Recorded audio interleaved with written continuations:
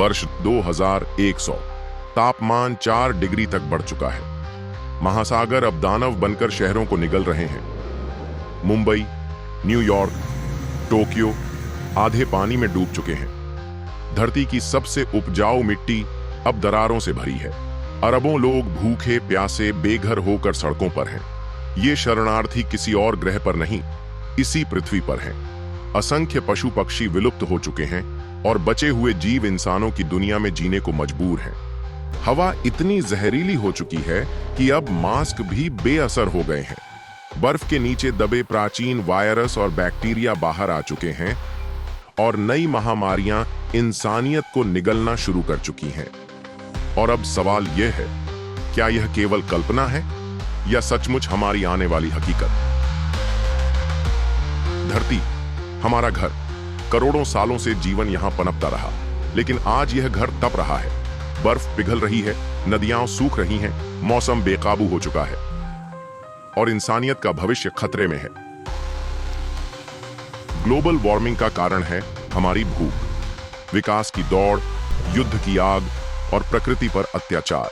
हर factory, हर गाड़ी, हर बम carbon छोड़कर हवा को जहरीला बना रहे हैं। केदारनाथ 2013। अचानक आई बाढ़ ने हजारों जिंदगियां निगल ली। यह केवल प्राकृतिक आपदा नहीं थी, बल्कि इंसानी लालच का नतीजा था। पहाड़ों को काटकर होटल और सड़कें बनाई गईं और प्रकृति ने जवाब दिया। आज भी हिमाचल और उत्तराखंड हर साल बादल फटने और भूस्खलन से जूझ रहे हैं। सड़कें चौड़ी करने और सुरंग बनाने की होड़ ने पहाड़ों की नींव हिला दी है। गंगा यमुना का मैदान, जो कभी अन्न भंडार था, आज सूख रहा है। थार और सहारा जैसे रेगिस्तान फैल रहे हैं।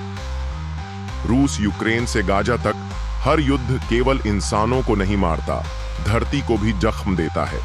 टैंक और बम लाखों टन कार्बन छोड़ते हैं। तेल डिपो की आग महीनों तक आसमान को काला करती है। यूरोप 2003, 2019 और 2022 की हीट वेव ने हजारों लोगों की जान ले ली। शहर तपते तंदूर बन गए। ये साफ संकेत था कि मौसम अब हमारे काबू में नहीं रहा। ऑस्ट्रेलिया 2019 से 2020 का ब्लैक समर, आग ने 18 मिलियन हेक्टेयर जंगल निगल लिए। अरबों जानवर जलकर राख हो गए।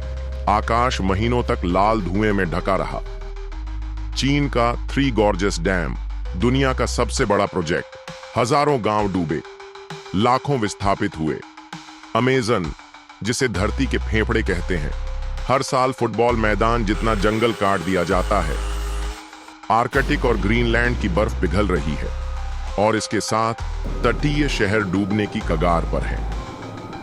धरती केवल हमारी नहीं, आने वाली पीढ़ियों की भी है।